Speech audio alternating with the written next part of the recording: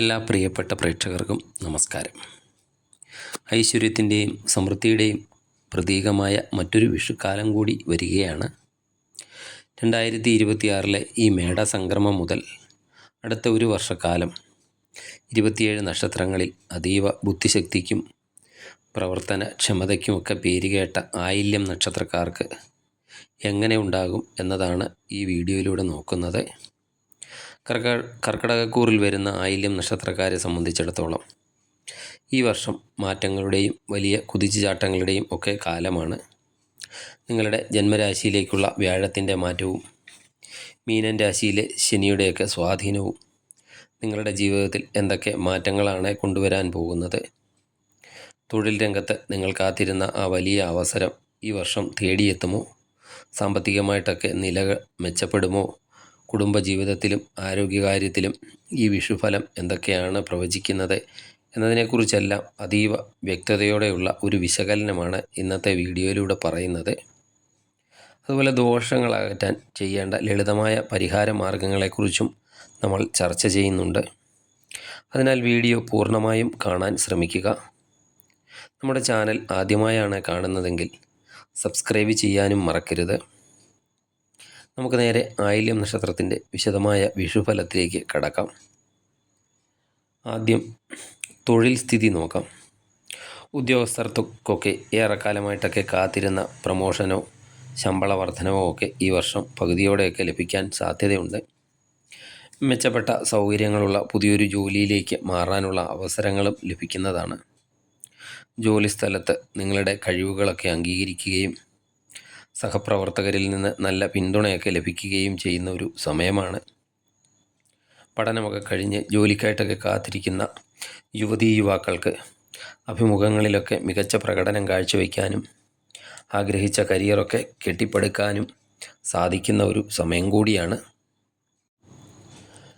ശനി നിങ്ങളുടെ കർമ്മരംഗത്തെ ചില ചെറിയ വെല്ലുവിളികളൊക്കെ ഉയർത്തിയേക്കാം. അതിനാൽ അമിതമായ ആത്മവിശ്വാസമൊക്കെ ഒഴിവാക്കി ഓരോ കാര്യവും ആലോചിച്ച് മാത്രം തീരുമാനിക്കുക. കഠിനാധ്വാനത്തിനൊക്കെ അർഹമായ ഫലം ഉറപ്പായും ലഭിക്കുന്ന ഒരു വർഷം കൂടിയാണ്. തൊഴിൽ തടസ്സങ്ങളൊക്കെ മാറാൻ ശനിയാഴ്ചകളിൽ ശാസ്താക്ഷേത്രത്തിൽ നീരാഞ്ജനം വഴിപാടായി ഒക്കെ നടത്തുന്നത് നല്ലതാണ്. അതുപോലെ ഹനുമാൻ സ്വാമിക്ക് വെറ്റിലമാല വഴിപാടായി സമർപ്പിക്കുന്നതും തൊഴിൽ തടസ്സം മാറുന്നതിന് നല്ലതാണ്. താൽക്കാലികമായിട്ടൊക്കെ ജോലി ചെയ്യുന്നവർക്കാണെങ്കിൽ ഈ വർഷം ആ ജോലിയൊക്കെ സ്ഥിരപ്പെടാനും സാധ്യതയുണ്ട്. മുൻപ് അനുഭവിച്ചിരുന്ന അമിതമായ ജോലിഭാരത്തിൽ നിന്നും വലിയ ആശ്വാസമൊക്കെ ലഭിക്കുന്നതാണ്. നിർമ്മാണ മേഖലയിലോ സാങ്കേതിക രംഗത്തോ ഒക്കെ ജോലി ചെയ്യുന്നവർക്ക് സ്വന്തമായിട്ടൊക്കെ ചെറിയൊരു കോൺട്രാക്റ്റ് വർക്കൊക്കെ ഏറ്റെടുത്ത് നടത്തുന്നതിനുള്ള അവസരങ്ങളൊക്കെ ഉണ്ടാകുന്നതുമാണ്. ബിസിനസ് ചെയ്യുന്നവർക്ക് എങ്ങനെയുണ്ടെന്ന് നോക്കാം. പുതിയ ബിസിനസ്സൊക്കെ തുടങ്ങാൻ ആഗ്രഹിക്കുന്നവർക്കാണെങ്കിൽ ഈ സമയം അനുകൂലമായ സമയമാണ്. എന്നാൽ വലിയ സാമ്പത്തിക ഇടപാടുകളൊക്കെ നടത്തുമ്പോൾ കൃത്യമായ രേഖകളൊക്കെ സൂക്ഷിക്കാൻ ശ്രദ്ധിക്കേണ്ടതുമാണ്. പാർട്ട്ണർഷിപ്പ് ബിസിനസ്സിൽ ചെറിയ അഭിപ്രായ വ്യത്യാസങ്ങളൊക്കെ വരാൻ സാധ്യതയുള്ളതിനാൽ ആശയവിനിമയത്തിലൊക്കെ വ്യക്തതയും പുലർത്തേണ്ടതാണ്. ഇനി നിങ്ങളുടെ ധനസ്ഥിതി എങ്ങനെയുണ്ടെന്ന് നോക്കാം. ബിസിനസ്സുകാർക്ക് പഴയ ബിസിനസ്സിൽ നിന്നും പ്രതീക്ഷിച്ചതിലും കൂടുതൽ ലാഭമൊക്കെ ലഭിക്കുന്ന ഒരു സമയം കൂടിയാണ്. 2026 വിഷു സംക്രമത്തിന് ശേഷം സാമ്പത്തിക കാര്യങ്ങളിൽ സമ്മിശ്ര ഫലങ്ങളാണ് പൊതുവായി കണ്ടുവരുന്നത്. എങ്കിലും വലിയ സാമ്പത്തിക പ്രതിസന്ധിയിൽ നിന്നും കരകയറാൻ ഈ വർഷം നിങ്ങൾക്ക് സാധിക്കുന്നതാണ്. കൃഷിയിൽ നിന്നോ ഭൂമി സംബന്ധമായ ഇടപാടുകളിൽ നിന്നോ അപ്രതീക്ഷിതമായ ഒരു ലാഭമൊക്കെ പ്രതീക്ഷിക്കാവുന്നതാണ്. ഏറെക്കാലമായിട്ടൊക്കെ അലട്ടിയിരുന്ന പഴയ കടങ്ങളൊക്കെ വീട്ടാൻ ഈ വർഷം അവസരമൊക്കെ ഉണ്ടാകുന്നതാണ്. ബാങ്ക് ലോണുകൾക്കോ മറ്റോ അപേക്ഷിച്ചിട്ടുള്ളവർക്ക് അനുകൂല മറുപടിയൊക്കെ ലഭിക്കുന്നതുമാണ്. അനാവശ്യ ചിലവുകളൊക്കെ നിയന്ത്രിക്കാൻ നിങ്ങൾ പ്രത്യേകം ശ്രദ്ധിക്കേണ്ടതാണ്. കയ്യിൽ പണമൊക്കെ വരുമെങ്കിലും അത് അനാവശ്യ കാര്യങ്ങൾക്കായിട്ട് ചിലവായിട്ടൊക്കെ പോകാൻ സാധ്യതയുള്ളതിനാൽ നിക്ഷേപങ്ങളിലൊക്കെ ശ്രദ്ധ കേന്ദ്രീകരിക്കുന്നത് നന്നായിരിക്കും. മറ്റൊരാൾക്ക് വേണ്ടി ജാമ്യം നിൽക്കുകയോ വലിയ തുകകൾ കടം കൊടുക്കുകയോ ഈ വർഷം ചെയ്യരുത്. സാമ്പത്തിക ഐശ്വര്യത്തിനായി വെള്ളിയാഴ്ചകളിൽ മഹാലക്ഷ്മി അഷ്ടകം ജപിക്കുന്നതും ദേവീക്ഷേത്രത്തിൽ പായസ വഴിപാട് നടത്തുന്നതും ആയില്യ നക്ഷത്രക്കാർക്ക് അതീവ ഗുണമാണ്. ഇനി കുടുംബജീവിതം എങ്ങനെയുണ്ടെന്ന് നോക്കാം. ആയില്യ നക്ഷത്രക്കാർക്ക് കുടുംബജീവിതത്തിൽ സമാധാനവും സന്തോഷവും ഒക്കെ കൊണ്ടുവരുന്ന ഒന്നായിരിക്കും. എങ്കിലും ചില കാര്യങ്ങളിലൊക്കെ ശ്രദ്ധ പുലർത്തേണ്ടതുമുണ്ട്. മുതിർന്നവരുടെ ഇടപെടലൊക്കെ ഉള്ളതിലൂടെ കുടുംബത്തിൽ നിലനിന്നിരുന്ന അശാന്തിക്കൊക്കെ ഒരു ശമനം ഉണ്ടാകുന്നതാണ്. ആയില്യം നക്ഷത്രക്കാരായ അവിവാഹിതർക്ക് ഈ വർഷം വിവാഹ കാര്യങ്ങളിലൊക്കെ അനുകൂലമായ തീരുമാനങ്ങൾ ഉണ്ടാകുന്നതാണ്. ഏറെക്കാലമായിട്ടൊക്കെ ആലോചനകളൊക്കെ മുടങ്ങിയൊക്കെ പോയവർക്കാണെങ്കിൽ അനുയോജ്യമായ പങ്കാളിയെയൊക്കെ കണ്ടെത്താൻ ഈ കാലയളവ് സഹായിക്കുന്നതാണ്. ദമ്പതികൾക്കൊക്കെ സന്താന ഭാഗ്യത്തിനുള്ള യോഗവും ഉണ്ട്. അകന്നൊക്കെ നിന്നിരുന്ന ബന്ധുക്കൾ അടുത്തു വരാനും സാധ്യതയുള്ള സമയമാണ്. ശ്രദ്ധിക്കേണ്ട കാര്യം, നിങ്ങളുടെ സംസാരത്തിൽ അല്പം നിയന്ത്രണം പാലിക്കുന്നത് നന്നായിരിക്കും. പെട്ടെന്നുണ്ടാകുന്ന ദേഷ്യം കാരണം കുടുംബാംഗങ്ങളുമായിട്ടൊക്കെ ചെറിയ പിണക്കങ്ങൾ വരാനും സാധ്യതയുണ്ട്. വിട്ടുവീഴ്ച മനോഭാവമൊക്കെ കാത്തു സൂക്ഷിക്കുന്നത് കുടുംബത്തിൽ ഐശ്വര്യമൊക്കെ വർദ്ധിപ്പിക്കുന്നതാണ്. കുടുംബത്തിൽ ഐക്യവും ഐശ്വര്യവും ഒക്കെ നിലനിൽക്കാൻ വീടിൻ്റെ പൂമുഖത്ത് നിലവിളക്കൊക്കെ കൊളുത്തി ലളിതാ സഹസ്രനാമം വെള്ളിയാഴ്ചകളിൽ ജപിക്കുന്നത് വളരെയധികം നല്ലതാണ്. ഇനി വിദ്യാർത്ഥികളുടെ കാര്യം നോക്കാം. ബുധൻ്റെയൊക്കെ സ്വാധീനം കൂടുതലുള്ള നക്ഷത്രമാകിയാൽ പഠനകാര്യങ്ങളിലൊക്കെ പ്രത്യേക താല്പര്യം പ്രകടിപ്പിക്കുന്നവരാണ് ആയില്യം നക്ഷത്രക്കാർ. സ്കൂൾ തലത്തിലും കോളേജ് തലത്തിലുമൊക്കെ പഠിക്കുന്നവർക്ക് മികച്ച ഒരു വിജയം കരസ്ഥമാക്കാൻ സാധിക്കുന്നതാണ്.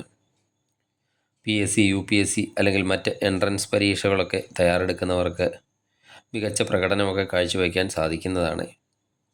ഏകാഗ്രതയോടെയൊക്കെയുള്ള പഠനം വിജയത്തിലേക്കൊക്കെ നിങ്ങളെ നയിക്കുന്നതുമാണ്. IT മേഖല, എഞ്ചിനീയറിംഗ് മേഖല, അതുപോലെ കലാ സാഹിത്യം എന്നീ മേഖലകളിലൊക്കെ പഠിക്കുന്നവർക്ക് അവരുടെ പ്രൊജക്റ്റുകളിലൊക്കെ നല്ലതുപോലെ തിളങ്ങാൻ സാധിക്കുന്ന ഒരു സമയം കൂടിയാണ്. ഗുരുക്കന്മാരിൽ നിന്നൊക്കെ നല്ലൊരു പിന്തുണയൊക്കെ ലഭിക്കുന്ന സമയം കൂടിയാണ്.